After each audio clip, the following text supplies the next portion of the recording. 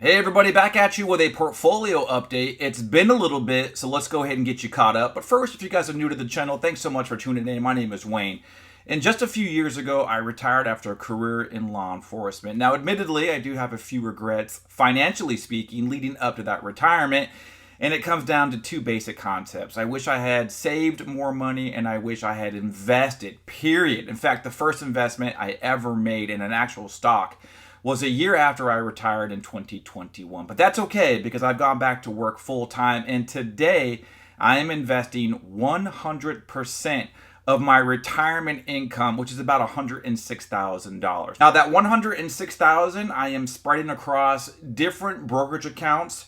I am doing pre-tax contributions through my employer's 457 and 403B. My wife and I are both maxing out each of our Roth IRA accounts via the backdoor Roth method.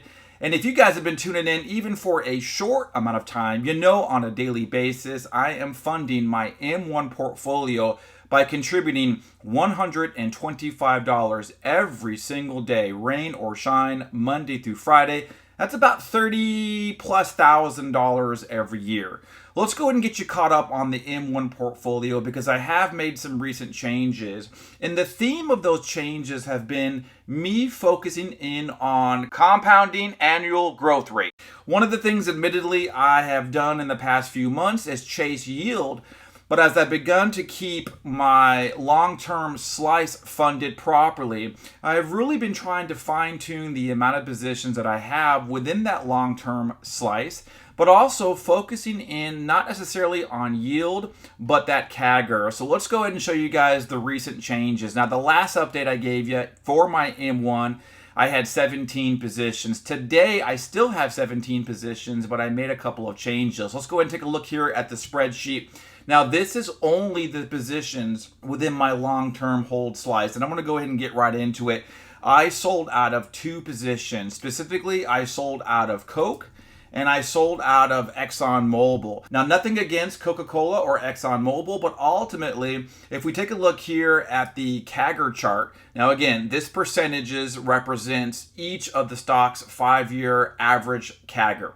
So when you see ExxonMobil on an average year, they are only growing that dividend by just under 3%. And if we take a look at Coke, the same thing. It's been relatively flat the last few years, and Coke has only been able to grow their dividend by just under 3.5%. Now, if we look at some of the bigger boys here on my long-term slice, AVGO is an absolute beast, growing their dividend pretty much on an annual basis at above 20%, which is just fantastic. Lowe's also is increasing their dividend at 20+% on an average annual basis. So this is really the focus I have begun to sort of turn to within that long-term slice. So let's go ahead and take a look as to what I replaced ExxonMobil as well as Coca-Cola with. Now, Coca-Cola was definitely the more difficult of two stocks to sell. I have had Coke for a very long time, both in my M1 and my Robinhood. But ultimately, I wanted to focus on growth, as I just mentioned. So I decided to sell out of my Coke, and I moved my SCHD position from my ETF slice over to the long-term hold slice. And the thought being, I had not had any ETFs whatsoever in that long-term slice. So currently, I've got 33 shares.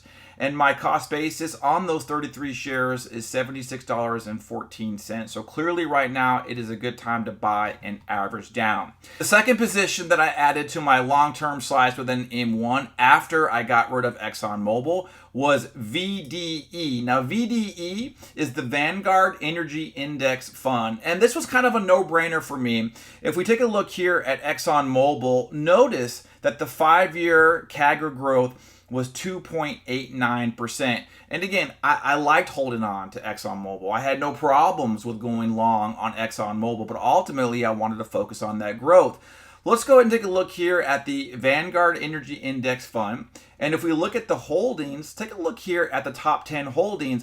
Lo and behold, ExxonMobil is the largest holding amongst the 116 that you see here in VDE. More importantly, if we take a look here at the dividends, everything's looking nice as far as the dividend grades. The starting yield is 3.61%.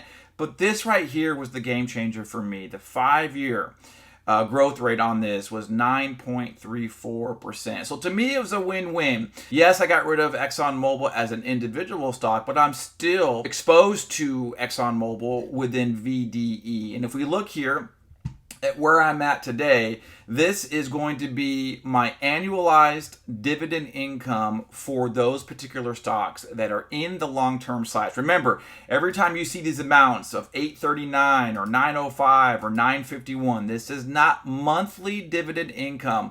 This is annualized dividend income based on the number of shares that I owned at that given time. And we've had a fantastic year, and it comes down to one basic concept. I am investing on a daily basis, and I am reinvesting all dividends, which pretty much go to that long-term hold slice as well. So today, on an annual basis for the 17 positions that are in my long-term slice, and so today I am making $1,850 on an annual basis from these 17 positions. And again, the two recent additions to that long-term slice is going to be SCHD as well as VDE. So let's go ahead and take a look here at how things are looking in the long-term slice. Currently valued at $46,000. And again, if we scroll down here, everything with the exception of O has a 6% target allocation. Now, O, I have also been scooping up copious amounts of shares this past month. I'll be sure to talk about that in my next portfolio update. But AbbVie, AVGO, Caterpillar, Johnson & Johnson, Lowe's, Mickey D's, Pepsi, Procter & Gamble, SCHD, Texas Roadhouse, SO, which admittedly does have a very, very low 5-year CAGR, but I also love SO as a stock, so I'm willing to make an exception. UNP, UNH, VDE, Visa, and Waste Management are all set to 6%. So I'm really happy with the progress of my long-term slice. And when I say long-term slice, I truly want to hold these positions for the foreseeable future. I'm talking decades potentially. I would really love to pass down these stocks to my kids, hence building out generational wealth. So I hope you guys are having a fantastic day. Thanks for your patience for this video, and we'll see you on the next one.